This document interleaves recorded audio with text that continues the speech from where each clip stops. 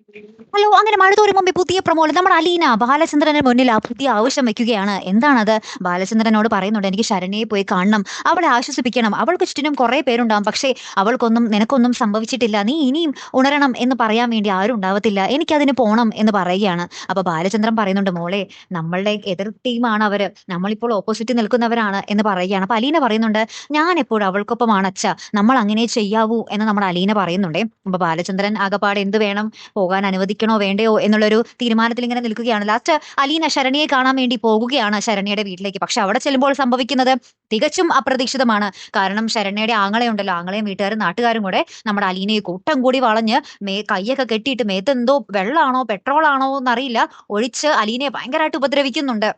അവരുടെ മുന്നില് പ്രതിയുടെ വീട്ടുകാരത്തിയാണല്ലോ നമ്മുടെ അലീന. അപ്പൊ ആ ഒരു കാര്യമാണ് അവര് ചെയ്ത് കൂട്ടുന്നത്. എന്തായാലും കാത്തിരിക്കാട്ടോ. ഇനി അലീനയെ രക്ഷിക്കാൻ ആര് വരും എന്നുള്ളതും ചോദ്യചിഹ്നം തന്നെയാണല്ലേ. നമുക്ക് നോക്കാം. അപ്പൊ അടുത്തൊരു വീഡിയോയുമായി വരുന്നത് വരയ്ക്കും ഗുഡ് ബൈ.